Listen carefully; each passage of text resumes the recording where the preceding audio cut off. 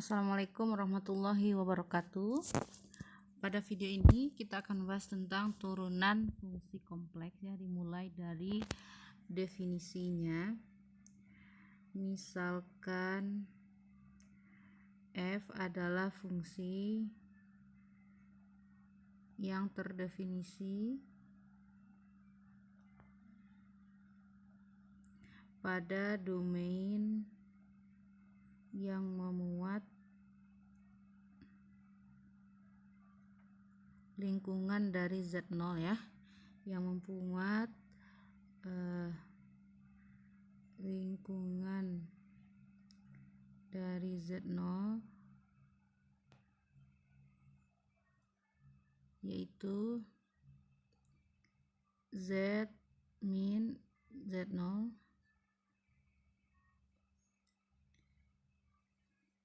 modulus Z min Z0 kurang dari epsilon. Ya, epsilon adalah konstanta positif ya. Jadi pertama kita punya fungsi dulu yang terdefinisi pada domain yang memuat lingkungan dari Z0 ya. Jadi tidak harus sama dengan lingkungannya tapi memuat ya. Kemudian kita akan definisikan turunan ya.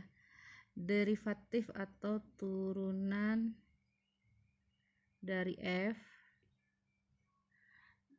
di titik Z0, turunan dari f di Z0 itu didefinisikan sebagai f aksen Z0 sama dengan limit Z menuju Z0 dari Fz kurangi Fz0 dibagi Z kurang Z0. Jadi definisi turunannya seperti ini. Turunan dari f di Z0 yaitu f aksen Z0 sama dengan limit Z menuju Z0 Fz min Fz0 dibagi Z min Z0. Nah, jika f aksen ini nilai limit ya, jadi dia turunan itu didefinisikan menggunakan limit sama seperti di kalkulus ya. Turunan dari fungsi di real f aksennya juga menggunakan limit. Jika f aksen ini ada, karena limit itu kan seperti kita belajar di materi sebelumnya, limit itu bisa ada, bisa tidak ada. Jika f aksen Z0 ada, maka kita sebut f-nya terdiferensial di Z0. Maka f disebut terdiferensial, dapat didiferensialkan ya, terdiferensial atau dapat diturunkan di Z0. Oke, jadi kita periksa dulu nilai limit ini. Jika nilainya ada, maka f terdiferensial di Z0. Itu adalah definisi dari turunan di Z0 gitu. Sekarang kita ingin mengubah lambang ini ya. Z kurang Z0 itu misalkan kita misalkan sebagai delta Z ya. Delta Z, kalau delta Z itu kita lambangkan sebagai Z hasil Z kurang Z0 ya, selisih antara Z dengan Z0 itu kita misalkan delta Z, maka definisi limit sebelumnya ya, kalau seperti ini berarti Z-nya kalau seperti ini berarti Z akan sama dengan delta Z ya ditambah Z0, sehingga persamaan sebelumnya kalau ini kita beri nomor ya, ini anggap saja sebagai persamaan 1, maka persamaan 1 bisa diubah menjadi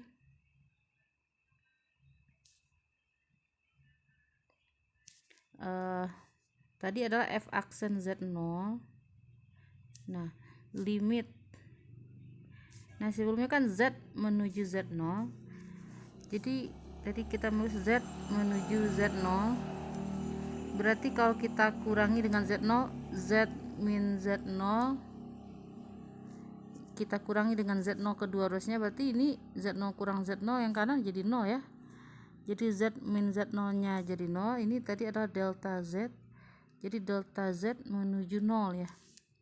Nah tadi kita akan menulis Z menuju Z0 di sini, kita ubah menjadi delta Z menuju 0 aja. Jadi seperti lambang ini tuh kita kurangi kedua ruasnya dengan Z0 sehingga delta Z menuju 0 kita menulisnya.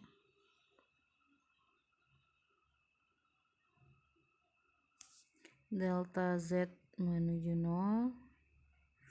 Kemudian di sini sebelumnya adalah FZ ya. Z-nya dirubah menjadi delta Z plus Z0 seperti yang di atas. Jadi del F dari delta Z tambah Z0. Pengurangannya masih sama, FZ0 ya. FZ0 dibagi Z kurang Z0 itu adalah delta Z. Oke. Jadi ini cara lain menuliskan turunan yang tadi ya. F aksen Z0 bisa juga sebagai limit delta Z menuju 0, F delta Z plus Z0 dikurang F Z0 per delta Z. Ini kita lambangkan saja sebagai persamaan 2. Oke.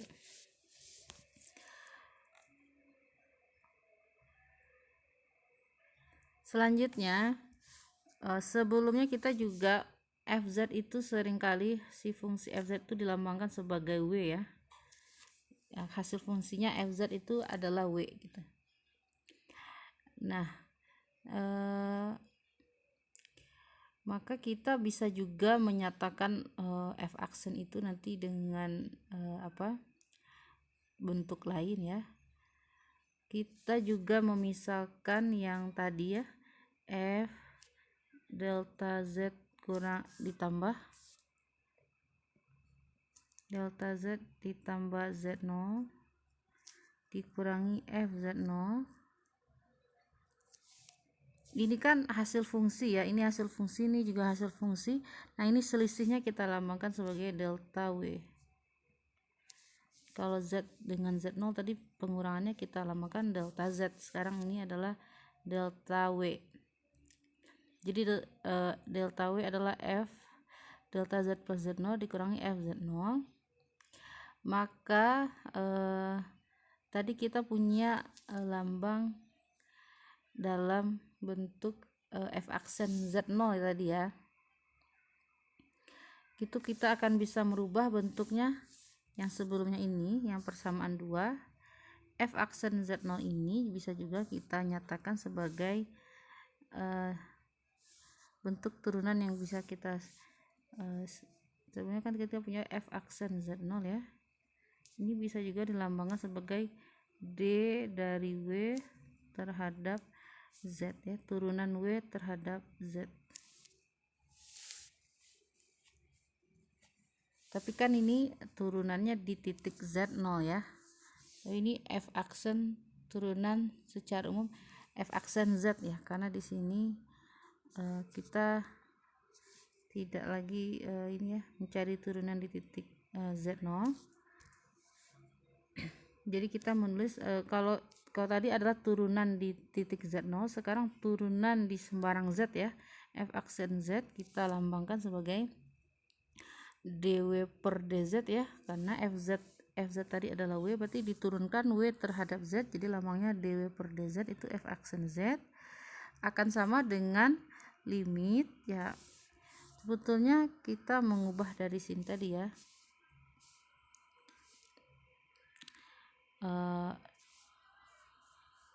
mirip delta Z menuju 0.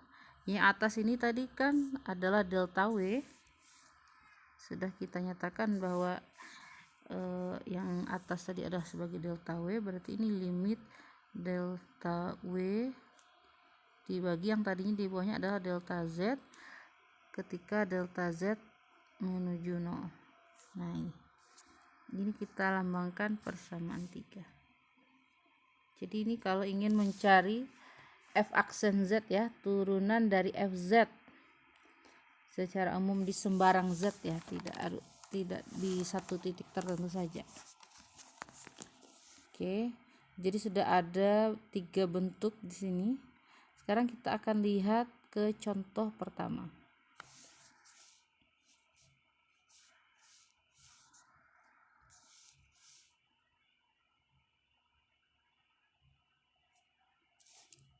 Misal kita punya fungsi fz sama dengan 1/z. Oke. Jelas di sini daerah definisinya walaupun tidak disebut, z-nya tidak terdefinisi saat sama dengan 0. Jadi daerah definisinya adalah z tidak sama dengan 0 ya. Oke, fz sama dengan 1/z itu terdefinisi pada domain semua bilang kompleks kecuali z sama dengan 0 gitu. Sekarang kita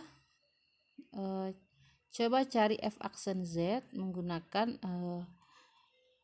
yang persamaan 3 tadi. Jadi f aksen z itu dilambangkan boleh juga dw per dz ya. Berarti w nya mana? fz ini sebagai w sebetulnya. Fungsi fz kita lambangnya sama dengan w. Itu adalah definisinya limit delta z menuju 0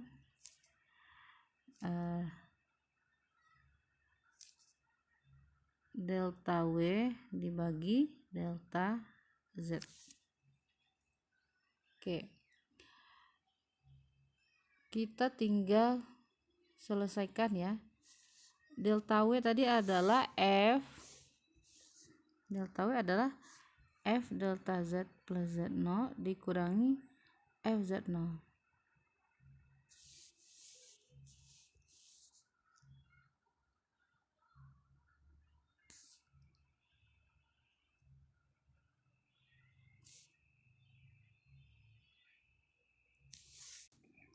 Oke, jadi kita analisis dulu. Kalau ditulis di sini mungkin terlalu panjang nulis limitnya ya. Jadi fungsinya adalah w atau fz sama dengan 1/z. Berarti kalau f dari delta z plus z0 itu jadi apa? Kita hanya mengganti z-nya dengan delta z plus z. Jadi 1 per delta z plus z0. Lalu f z0 ya jelas 1 per z0. Nah tadi delta w adalah yang f delta z plus z0 dikurangi f z0. Jadi kita langsung kurang saja 1/. Oke,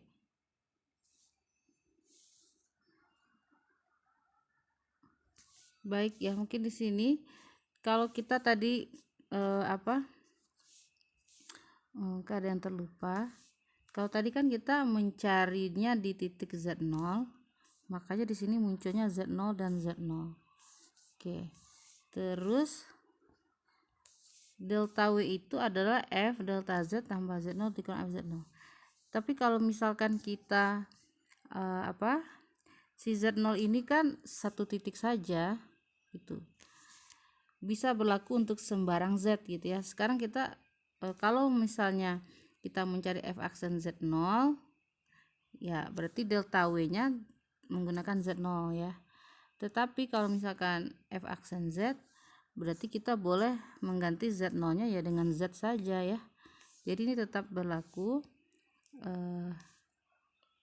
Seharusnya secara umum kalau fz adalah w berarti delta w ini kita hapus saja nolnya ya. Oke, jadi definisi delta w nya adalah yang kita gunakan f delta z tambah z kurangi fz gitu ya. Diperbaiki lagi di sini karena kita tidak mencari turunan di satu titik tetapi di sembarang z. Nah jadi di sini kita hapus sz0 nya. Jadi yang kita cari untuk delta w adalah f delta z tambah z dikurangi fz. Nah, oke. Nah, jadi 1 per delta z tambah Z dikurangi 1/Z ya. Ini kita bisa saja langsung di sini. Oke, kita pindahin ya ke sini. Limit delta Z menuju 0. Delta W nya berarti tadi sudah kita tulis, yaitu 1/delta Z plus Z dikurangi 1/Z. Nah, ini hanya delta W saja, jadi dibagi 1/Z nya kita pindah ke kanan aja, dikali 1/delta Z. Nah, ini kita tambah dulu halamannya. Tadi boleh kita sederhanakan, sebetulnya ini kita sederhanakan dulu saja. Ya, kalau ini mau disederhanakan berarti kan disamakan penyebutnya, tinggal kita kali ya. Delta Z tambah Z dikali dengan Z ya, atasnya tinggal kita kali silang ya, berarti Z mengurangi delta Z tambah Z, berarti yang tersisa adalah delta Z ya. Ini bisa langsung ya, kita menyamakan penyebut, lalu yang penyebutnya dikalikan. Sekarang pembilangnya tinggal seperti dikali silang saja, Z dikurangi 1 kali ini ya, Z dikurangi delta Z tambah Z, jadi sisanya adalah min delta Z ya, min delta Z, negatif delta Z. Oke, kita terus, jadi yang tadi kita lanjutkan saja.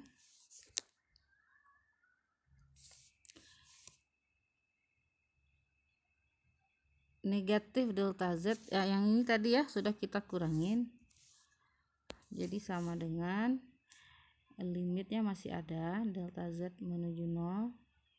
Jadi ini negatif delta Z dibagi delta Z tambah Z kali Z lalu dikali 1/delta Z. Nah, berarti di sini delta Z nya bisa kita bagi, jadi min delta Z dibagi delta Z nya, jadi yang tersisa adalah limit delta Z menuju 0. Nah, ini dikali saja ya, min kali 1 min 1, di bawahnya adalah delta Z plus Z dikalikan Z. Nah, kan kita sudah menyelesaikan limit, caranya ya substitusi saja, delta Z menuju 0 kita ganti saja delta Z nya dengan 0, jadi min 1 dibagi delta Z nya berubah jadi 0 ya, 0 ya, 0 tambah Z dikali Z berarti Z kuadrat.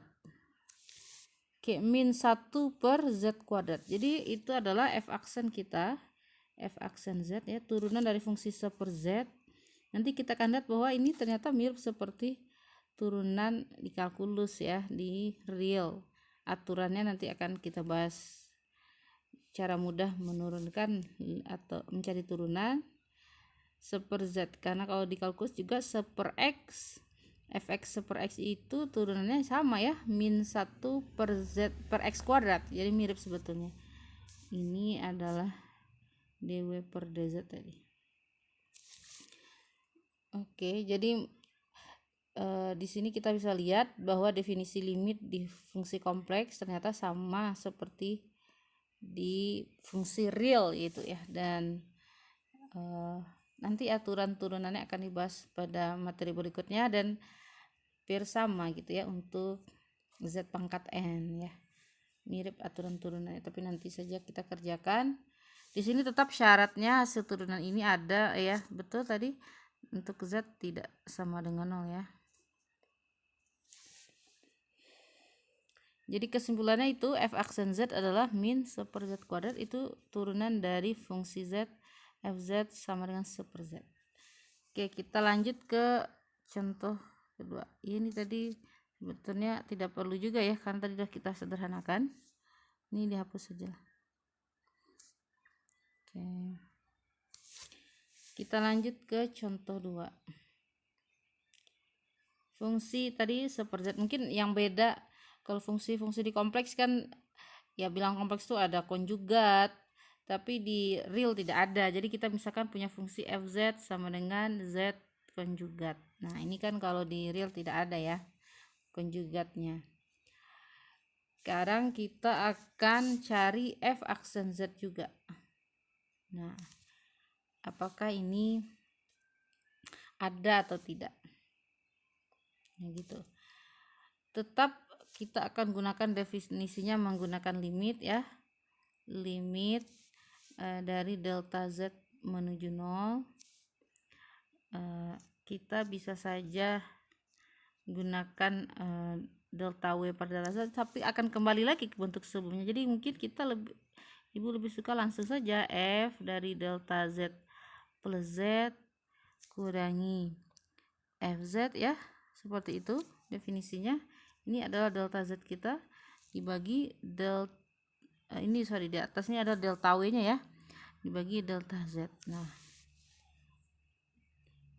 oke, coba kita cari nilainya. FZ nya adalah Z konjugat, berarti delta Z plus Z jadi apa? Berarti kita akan gunakan ganti si Z nya dengan delta Z plus Z. Jadi delta Z plus Z konjugat juga kita kurangi FZ, berarti Z konjugat dibagi delta Z. Nah, di sini kita udah belajar di kompleks juga bahwa untuk konjugat dari penjumlahan itu adalah konjugat masing-masing ya. Jadi bisa langsung saja ini limit delta Z menuju 0 tadi adalah delta Z konjugat ditambah Z konjugat ya, karena itu kita punya sifat dari konjugat itu bisa dipisahkan masing-masingnya. Kalau penjumlahan dikurangi Z konjugat dibagi delta Z, berarti kan ini Z konjugat kurangi Z konjugatnya jadi 0 ya, jadi habis begitu. Yang tersisa adalah limit delta Z menuju 0 delta Z konjugat dibagi delta Z. Nah, ini apakah limit ini eksis atau tidak? Nah, kita misalkan saja kan ini delta Z konjugat, kita misalkan delta Z nya sebagai apa? Delta X, delta Y ya, sebagai ini ya. Kan kalau Z misalkan X, Y gitu. Delta Z berarti kita bisa misalkan sebagai delta X, delta Y ya. Atau delta X tambah I delta Y itu juga boleh. Oke. Sekarang kita akan melihat di sini limitnya adalah delta Z menuju 0. Menuju 0 di sini berarti 0,0 ya. Oke. Kita akan cari nilai limitnya. Tetapi ini sebetulnya mirip seperti fungsi kita mencari limit sebelumnya ya, kalau tidak salah. Fungsi FZ sama dengan Z konjugat itu apakah dia punya limit atau tidak.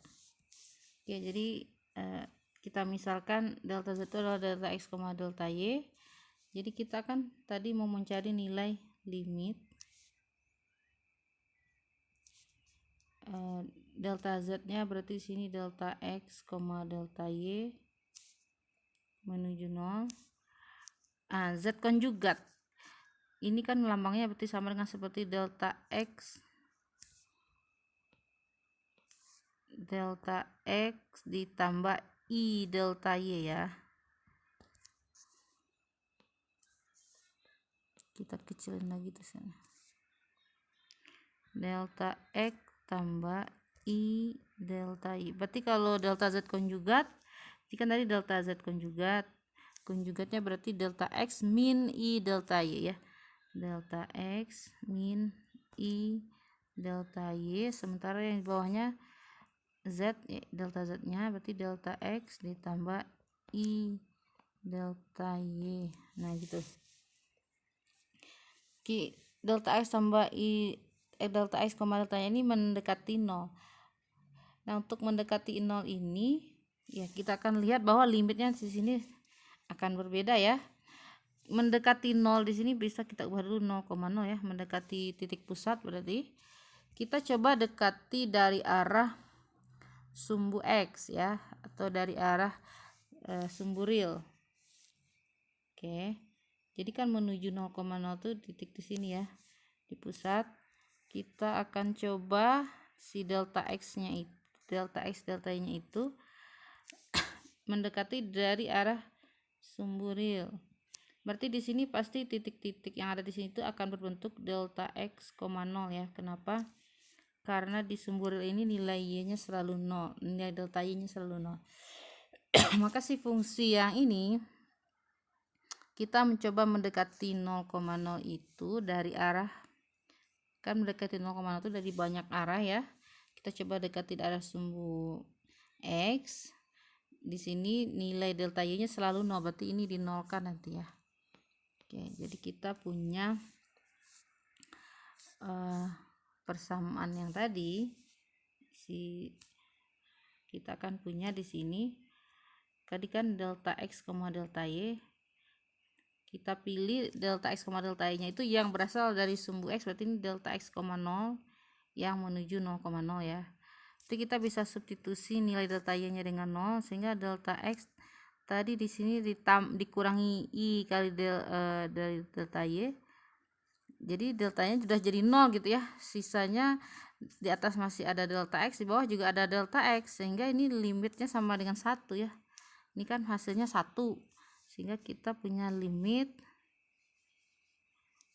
dari 1 gitu ya. Ya hasilnya 1. Karena kita udah baca limit sebelumnya, limit konstanta ya, 1, berarti 1 hasil limitnya.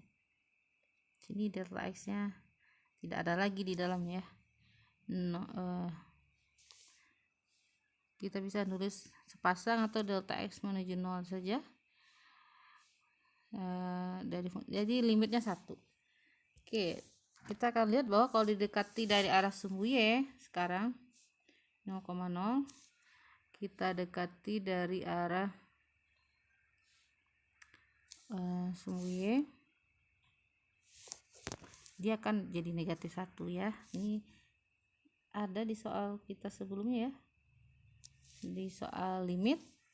Jadi yang fungsi tadi kalau misalkan didekati dari arah sumbu y berarti kan berbentuk 0, delta y.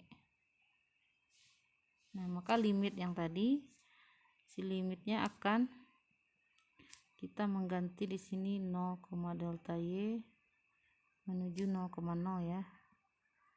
Nah, si fungsinya adalah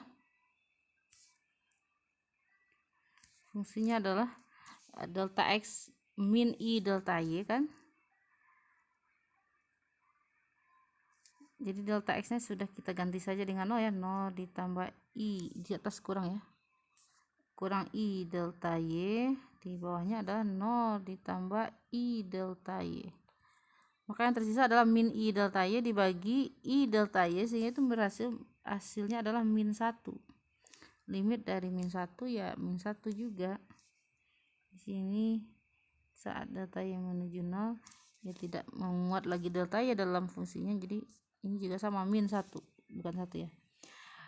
Oke, jadi limitnya berbeda, padahal limit itu tunggal ya, kita punya teoremanya. Kalau limitnya ada dan dia akan bernilai tunggal. Di sini dari dua arah saja didekati, nilai limitnya sudah berbeda, 1 dan min 1. Maka kita bisa simpulkan bahwa tidak ada ya si fungsi tadi fz sama dengan z konjugat ini tidak punya turunan ya, f aksen z nya tidak ada. Oke, bisa. Jadi karena limitnya tidak ada, berarti fungsi f aksen z nya juga tidak ada. Jadi kesimpulannya karena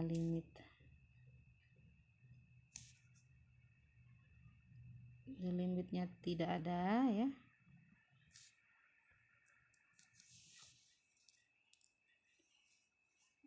oke,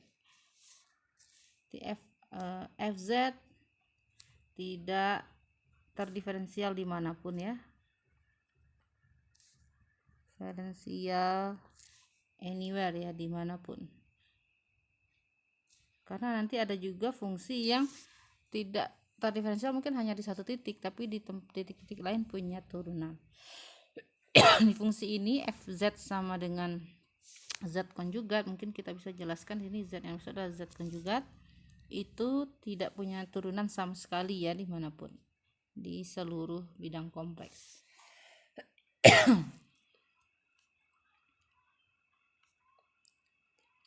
Selanjutnya 30 menit.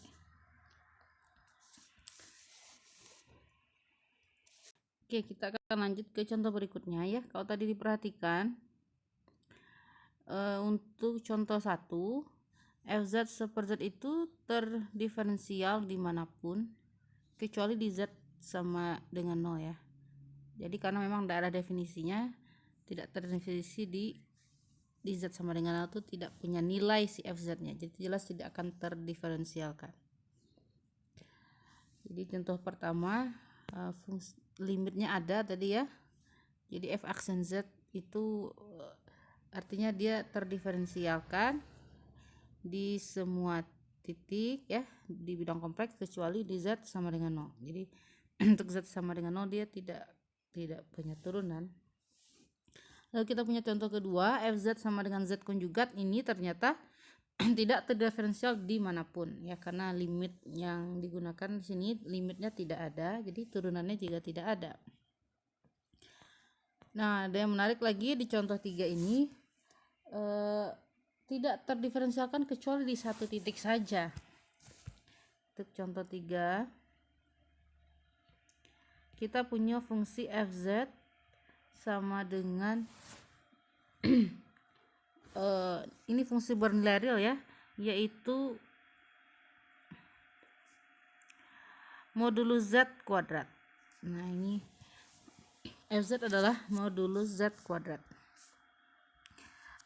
Bagaimana kita menentukan turunannya, apakah ada atau tidak ada ya? Kalau ada di mana, tidak ada nilai limitnya di mana gitu, tidak punya turun. Karena dalam menentukan f aksen z kita kan butuh mencari limit delta z menuju 0 dari, sebelumnya kita menulisnya adalah delta w dibagi delta z ya.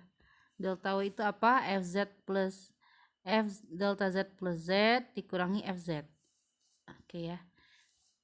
Nah, sekarang kita sebelum menuliskan limitnya kita lakukan analisis terlebih dahulu. Delta w ini, delta w per delta z itu nilainya apa? Kalau mau langsung sebenarnya juga bisa. Kalau langsung berarti kita kan mengurangkan di sini limit delta z menuju 0. Ini adalah f delta z plus z dikurangi fz ya, seperti definisinya, dibagi delta z. Kita masukkan ke dalam rumusnya fz-nya. F dari delta z plus z berarti jadinya nilai mutlak, atau di sini modulus ya. Ini modulus dari delta z plus z kuadrat dikurangi z kuadrat juga dibagi delta z. Nah, bagaimana kita mencari nilai modulus delta z plus z kuadrat? Kalau kita memisalkan dalam z-nya dalam x, y, berarti delta z-nya dalam delta x, delta y, seperti itu ya limitnya. Atau kita mau tetap dalam delta z dan z saja, tidak diubah ke komponennya ya, x, y. Tapi mungkin kalau seperti itu kita perlu mengubah bentuknya dulu. Kita ubah ke bentuk lain ya di sini. Mungkin kalau di buku dia mengubahnya ke nilai modulus z kuadrat itu sama dengan z kali z konjugat gitu. Atau bisakah kita langsung atau kita mau mengubah dalam bentuk x, y itu juga bisa, karena nanti kan kita bisa memunculkan ya mungkin alternatif selain ya dalam menyelesaikan ini. Kalau kita ikuti yang di buku juga bisa. Mungkin kita coba dua cara ya, cara penyelesaiannya di sini. Kita ingin mencari mengevaluasi nilai delta w per delta z tadi, yaitu modulus delta z plus z kuadrat kurangi modulus z kuadrat dibagi delta z. Kita hilangkan dulu saja limitnya ya, nanti kita bawa selesaikan ini. Nah, yang atas ini untuk kita akan mengubah bentuknya. Perhatikan bahwa, ataukah pernah sebelumnya kita bahas atau belum, nilai kalau seandainya kita mengubah z menjadi bentuk x, y, artinya X tambah Y ya. Berarti kan delta Z kita adalah delta X tambah I delta Y gitu. Nah, di sini atau kita tidak usah yang bawahnya dulu, satu saja. Z sama dengan X tambah IY. Ya, yang dimaksud dengan modulus Z itu kan akar dari X kuadrat plus Y kuadrat. Karena dikuadratkan berarti akarnya hilang ya. Kita hapus akarnya. Jadi modulus Z dikuadratkan adalah X kuadrat plus Y kuadrat. Itu sama gak hasilnya dengan Z dikali Z konjugat. Z dikali dengan Z konjugat artinya adalah X tambah IY. Kita kalikan dengan X min IY. Ini juga sama ya. Hasilnya adalah kita kalikan saja X kali X kuadrat. Nanti min IXY ditambah dengan IXY akan jadi 0, sehingga yang tersisa IY dikali negatif IY itu akan jadi Y kuadrat positif ya. Nah, kita lihat nilainya sama. Jadi kita punya kesamaan nilai mutlak atau modulus dari Z dikuadratkan akan sama dengan Z dikali Z konjugat. Nah, ini sama ya, sudah ditunjukkan. Jadi ibu mau mengganti ini menjadi bentuk perkalian ya, dan si modulus Z kuadrat itu adalah Z dikali Z konjugat. Oke, ini langsung saja ya kita ganti, karena atau tidak di belakangnya saja ya, kita mengubah ini, kita ubah setelahnya saja. Jadi yang delta W per delta Z tadi yang harusnya adalah modulus kuadrat, kita ubah menjadi, kalau modulus Z kuadrat adalah Z dikali Z konjugat, maka yang delta Z plus Z modulus kuadrat itu juga bisa kita jadikan delta Z plus Z dikali dengan konjugatnya ya. Jadi ini dikalikan dengan konjugatnya, delta Z plus Z dikalikan dengan konjugatnya, yaitu delta Z plus Z konjugat. Nah, dikurangi yang di kanannya tadi adalah modulus Z kuadrat, juga adalah Z dikali Z konjugat, bawahnya tetap delta Z. Kita tahu bahwa konjugat dari penjumlahan itu adalah konjugat masing-masing. Jadi delta Z plus Z dikalikan dengan delta Z konjugat ditambah Z konjugat. Nah, kurangi Z kali Z konjugat dibagi delta Z. Kita kalikan ya, berarti delta Z kali delta Z konjugat, delta Z kali kita kalikan ya. Kita kalikan seperti biasa, distributif. Delta Z dikali delta Z konjugat ditambah delta Z dikali Z konjugat. Nah, ini ada perkaliannya. Ditambah Z kali delta Z konjugat ditambah Z kali Z konjugat. Kurangi yang ini, Z kali Z konjugat. Jadi sebenarnya yang Z kali Z konjugatnya akan habis dikurangi dengan ini. Jadi kalau mau tidak usah kita tulis dua kali, jadi ini kita hapus saja ya. Jadi harusnya Z kali Z konjugatnya dikurangi dengan Z kali Z konjugat, itu jadi 0.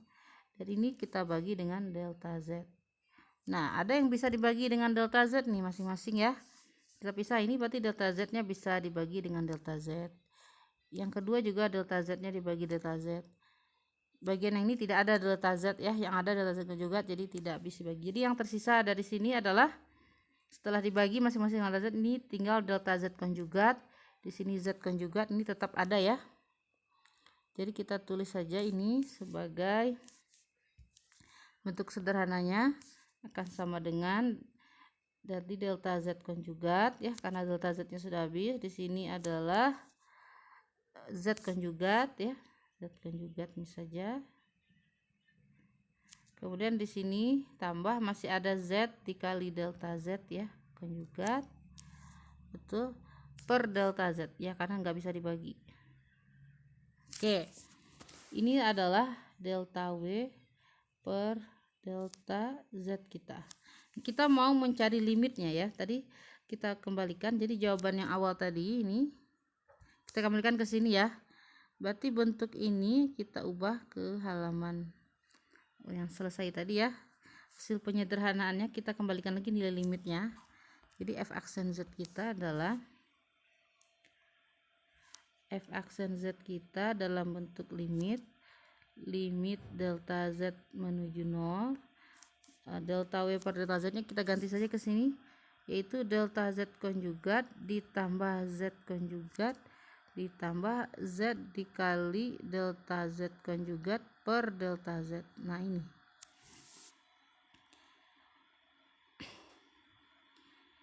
kita mau delta Z menuju 0. Baik ya. Jadi ini apakah bisa kita langsung substitusi? Tidak bisa, karena di sini masih ada pembaginya delta Z ya, jadi tidak bisa kita substitusi begitu saja delta Z-nya dengan 0. Nah, di sini juga masih ada delta Z-nya gitu ya. Oke, sekarang kita coba delta Z menuju 0, kita pecah dulu komponennya delta X, delta Y ya menuju 0,0 dari dua arah seperti sebelumnya. Dari arah vertikal atau sumbu X, sumbu real, dan dari arah sumbu Y. Kita dekati, kita coba mengganti delta Z nya dengan delta X. Harusnya kan delta X, delta Y. Sekarang kita mau delta X, 0 penggantinya. Jadi dari arah sumbu X ya, dari arah sumbu real kita mau mendekati ini ke 0,0. Nah ya, jadi limitnya akan jadi apa? F aksen Z sama dengan tadi limit delta Z ya, delta Z nya kita ubah saja delta X, 0 ya menuju 0,0. Oke, di sini kan harusnya adalah ya, kita bisa kita ganti saja. Ini adalah delta Z konjugat, berarti delta X tambah I delta Y gitu ya. Kalau di buku yang kita pakai dia tidak mengubahnya, tapi tidak, masih dalam Z dan delta Z. Tapi kalau mau lebih jelas seperti ini saja. Oke, delta Z konjugat kita harusnya adalah, mungkin kita harus mengubah dulu ini dalam bentuk biasa ya. Oke, kalau mau ini diubah menjadi delta X, delta Y menuju 0,0. Nah, yang delta Z ini kita ubah menjadi apa? Delta X plus I delta Y. Kemudian Z konjugatnya adalah X min, karena ini konjugat jadi negatif ini ya, diubah jadi negatif. Kalau di sini diubah X min IY, ditambah, nah ini enggak cukup di sini ya, Z nya adalah X plus IY dikalikan delta Z per delta Z ya, delta Z konjugat. Di sini delta X min I delta Y ya, harusnya begitu ya. Mungkin kita di belakang tadi aja kita ganti ya. Mungkin lebih jelas kalau seperti ini aja daripada yang diarahkan di buku. Nih, sebelum kita mengubah menjadi itu, kita tulis dulu bentuk aslinya. Ini tidak usah dulu 0. Tadinya masih delta Y. Di sini adalah persamaannya delta Z konjugat, artinya adalah delta X plus I min ya, karena konjugat, min I delta Y ditambah Z konjugat berarti X min IY tambah Z, yaitu Z nya X plus IY, nah dikali delta Z konjugat. Mungkin ini gak diubah sama ibu, harusnya diganti ya.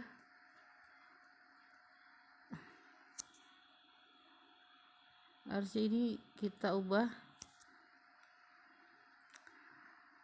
atau kita ubah nilai masing-masing saja sebetulnya, kan limit dari penjumlahan itu adalah limit masing-masing sebetulnya ya.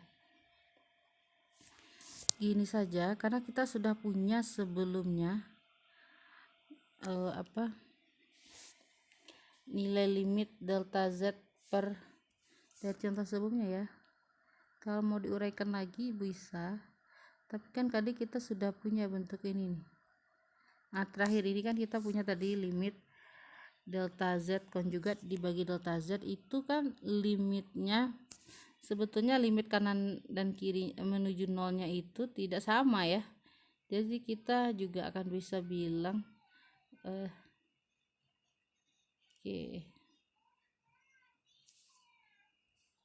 akan mirip gitu ya nilainya untuk menyelesaikan ini. Sebentar, ini hanya masalah tempat aja, nggak cukup ya. Kita sambung ke bawah aja lah ya. X plus I negatif IY ditambah ditambah di bawahnya ya, harusnya selurus aja, diluruskan. Tadi Z dikali, Z nya adalah X plus IY dikalikan delta Z konjugat, berarti delta X min I delta Y. Sebetulnya kalau ditulis biasa juga tidak ada masalah ya, hanya butuh kesabaran aja karena panjang. Delta X plus I delta Y kan di bawahnya. Jadi kita mengubah dulu bentuknya dalam ini. Kan soalnya tadi f aksen z nya limitnya begini, sekarang kita dekati dari arah sumbu real. Sekarang mengganti yang ini, delta y nya diubah jadi 0, jadi semua delta y di sini akan diubah jadi 0. Ini nanti akan 0, mana lagi yang ada 0, ini juga 0, ini juga 0. Maka di sini kan kita perlu nanti delta x dibagi delta y itu adalah 1 gitu ya.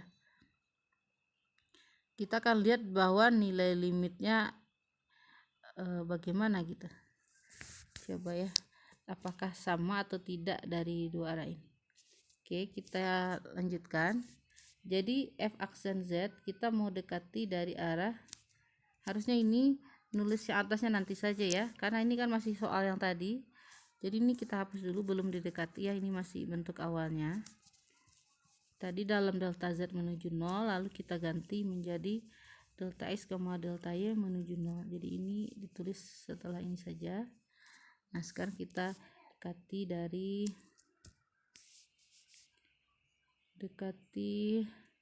dari sumbu real, atau kita bisa katakan delta x, delta y nya. Jadi delta z nya kita ganti dengan delta x, 0 ya. Kita ganti si y nya, delta y nya dengan 0. Jadi limitnya di sini kita hanya butuh delta x, 0 karena delta z nya sudah didekati dari sumbu real, jadi mendekati 0,0. Kita lihat lagi tadi yang ini delta y nya sudah berubah jadi 0, waktu yang tersisa delta x ini tidak ada perubahan ya. Delta x plus x min y, coba delta x plus x min y. Kemudian yang pembagian ini karena delta y nya 0, berarti ini delta x dibagi delta x 1, sehingga satu kali dia tersisa x plus y. X plus y ya. Jadi di sini kita masih punya x plus y. Nah kalau kita lihat di sini negatif y ditambah y jadi 0 ya. Limitnya di sini yang kita punya sisa delta x menuju 0 saja ya, tidak usah dua kali lagi karena deltanya sudah tidak ada. Yang kita punya adalah tersisa di sini delta x ditambah x min y tambah y ini 0. Tersisa x lagi di sini berarti 2x ya. X tambah x. Nah, sekarang delta x-nya menuju 0. Berarti ini si limitnya akan berubah jadi 2x ya. 2x itu berasal dari x tambah x karena si delta x-nya kita substitusi dengan 0 saja. Jadi limitnya tersisa adalah 2x. Itu kita dekati dari arah sumbu real, ternyata f aksen z-nya bernilai 2x. Sekarang kita coba dekati dari arah sumbu y. Dekati dari sumbu imajiner ya. sumbu imajiner, artinya delta Z-nya kita ganti menjadi 0, delta Y. Oke, si F aksen Z-nya jadi apa? Oke, karena di sini sudah dalam X Y, berarti harusnya ini nggak pakai F aksen Z lagi, nulisnya F aksen X, Y ya. Jadi seperti fungsi dua variabel ya. Ini mungkin biar tidak terjadi kerancuan di sini. Kan tadi kita nulisnya F aksen Z karena dalam Z, sekarang tidak ada Z lagi. Di sini kita nulis F aksen dalam kurung X, Y. Jadi sudah diubah dalam X Y. Jadi F aksennya berbentuk 2X ya. Oke, sekarang kita coba mengubah dari arah sumbu imajiner, berarti limitnya diganti menjadi 0, delta Y, yaitu yang menuju 0,0. Oke, kita lihat dari fungsi sebelumnya ini, si delta X nya dinolkan. Oke, ini 0, ini juga 0, 0 ya. Maka yang tersisa adalah negatif I delta Y, X min I Y tetap ya. Nah, karena ini 0, delta X ini 0, 0 ya, udah 0 ya. Maka negatif I delta Y dibagi I delta Y jadi min 1. Jadi pengali yang X plus I nya dikali min 1 gitu ya. Ini sudah hilang karena 0. Jadi yang tersisa min I delta Y ya. Kita tulis lagi. Min I delta Y ya, X min I nya tetap. Nah, terus kita punya tadi di sini adalah X plus IY ya sebagai Z, pengalinya min 1 gitu ya. Oke. Sekarang kita tidak usah tulis lagi nolnya, langsung aja delta Y menuju 0 ya. Oke, di sini masih ada min I delta Y. Kita belum substitusi nilai delta Y menuju 0 dengan 0 ya. Sekarang kita coba kalikan, kalau X dikalikan negatif di sini pasti hasilnya adalah min X, sehingga X dikurangi X nanti jadi 0. Terus min IY di sini juga min IY, jadinya negatif 2Y, negatif I 2Y gitu ya. Lalu kita substitusi delta Y nya menuju 0, jadi ini bernilai 0, 0 dikali min I ya 0, jadi negatif I 2Y. Oke.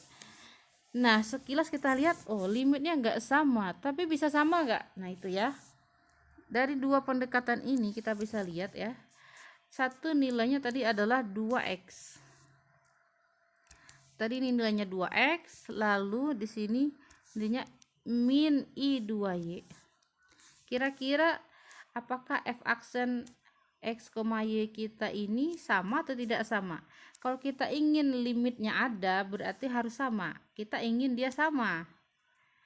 Oke, kita ingin yang tadi 2X sama nilainya dengan min I 2Y. Kapan ini bernilai sama ya? Saat Z yang seperti apa? Ini akan sama. Oke, bisa sama atau tidak bisa sama sekali? Nah, di sini tidak ada I, di sini ada I-nya ya dan 2Y. Ya, atau ini kita sederhanakan lagi, X sama dengan min IY gitu ya. Oke.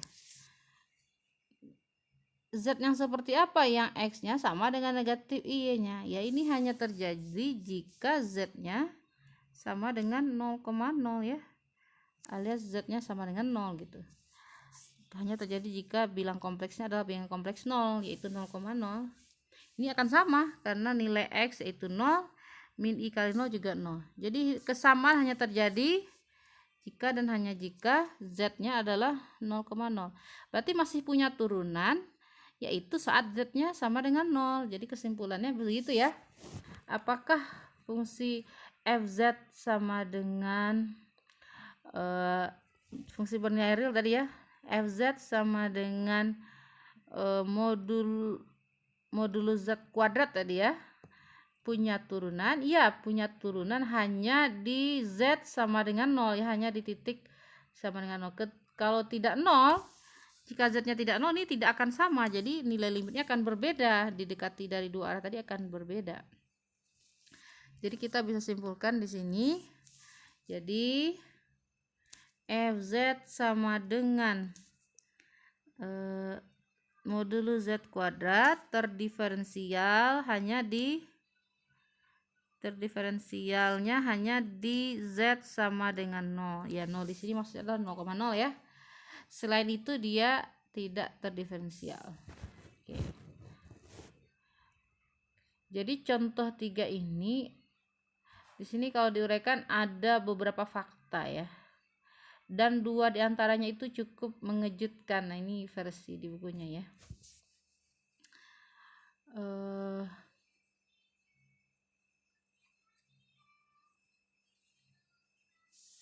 Kita masih bisa bahas di sini hampir 1 jam ya.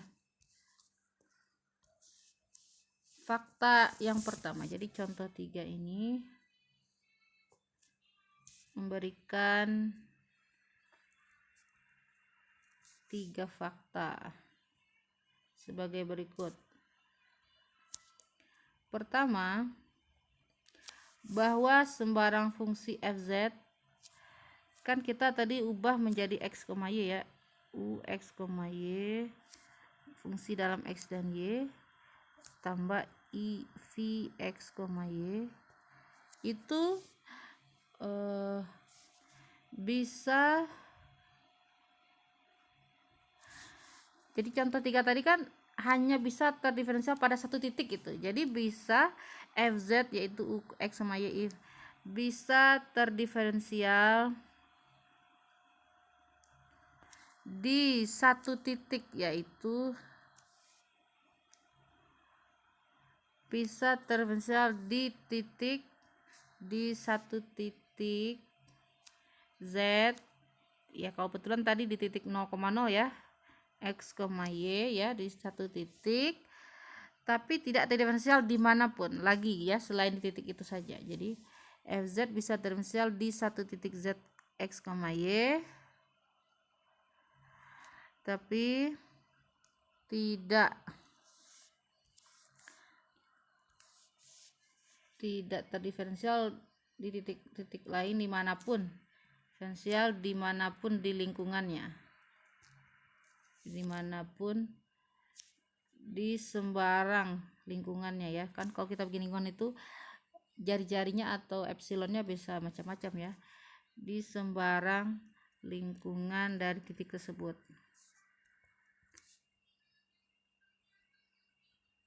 Jadi contoh 3 tadi menunjukkan bahwa dia hanya terdiferensial di satu titik saja, yaitu di 0,0. Di titik lain di sekitar atau di lingkungan 0,0 itu tidak terdiferensial sama sekali gitu ya. Kemudian fakta kedua, karena kan fungsinya tadi adalah fungsi bernilai real yaitu modulus z kuadrat, karena u x, y kita tadi berbentuk x kuadrat plus y kuadrat,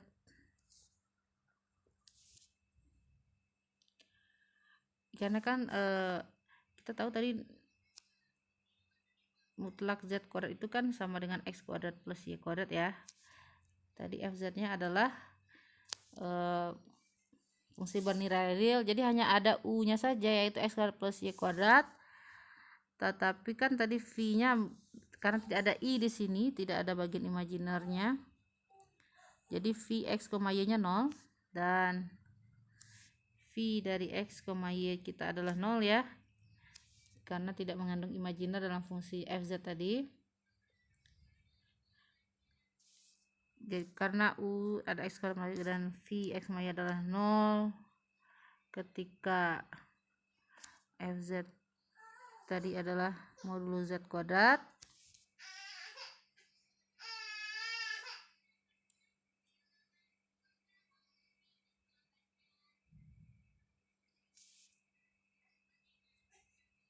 sedikit lagi ya. Jadi bagian real dan bagian imajinernya ini kan fungsi, ini adalah fungsi 2 variabel kuadrat, ini adalah fungsi yang kontinu di mana-mana. Ini juga fungsi konstan sama dengan 0 juga adalah kontinu di mana-mana gitu. Jadi kita bisa katakan bagian real, bagian imajiner ya, komponen dari ini tuh fungsi yang kontinu masing-masingnya. Tetapi ya kalau dia kontinu, u dan v ini kan kontinu dan pastinya bisa diturunkan ya, punya turunan gitu di mana-mana di x, y. Tetapi si z nya sendiri ternyata tidak diferensial gitu. Jadi dikatakan terlihat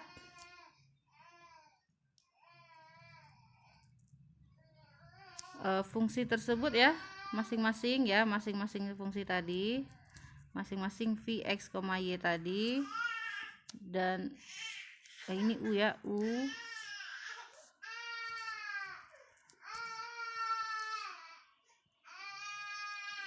masing-masing U, X, Y, dan ini adalah continue di mana-mana.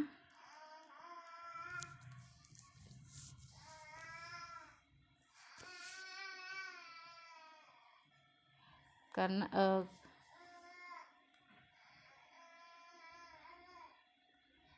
turunan parsial yang continue ya, mungkin lebih tepatnya masing-masing U, X, Y, dan V, X, Y punya turunan parsial ya, karena kan fungsi dua variabel kita bisa turunkan terhadap X nya saja atau terhadap Y, jadi punya turunan parsial, jadi turunan terhadap X maupun turunan terhadap Y yang continue di semua titik X di titik Z, yaitu X, Y. Tetapi fungsi dari Z sendiri yaitu Fz, kalau digabung kedua-duanya ya dalam bentuk fungsi Fz U, X, Y tambah I, V, X, Y, jadi sebagai fungsi Z dia malah tidak terdiferensial di situ ya, di Z ini tidak terdiferensial.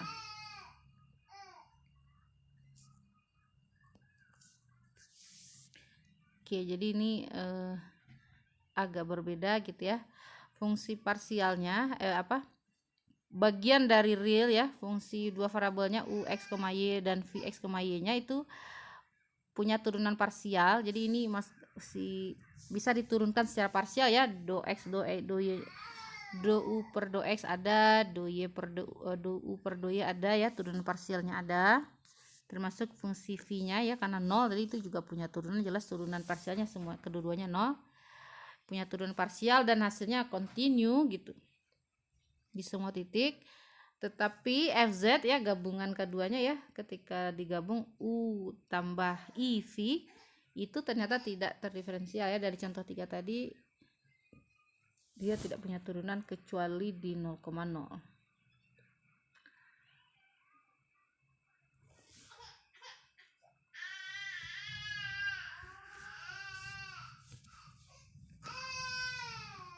Oke, kemudian yang ketiga, fakta ketiganya ya, mungkin tidak ibu tulis, disebutkan saja. Sama seperti di kalkulus, fungsi yang kontinu itu belum tentu punya turunan ya. Seperti fx, kalau di fungsi real fx sama dengan mutlak x, fx sama dengan mutlak x itu kan tidak punya turunan di 0 ya, karena di situ patah ya, kalau kita gambar itu fungsi x sama dengan mutlak x ya, seperti huruf V bentuknya itu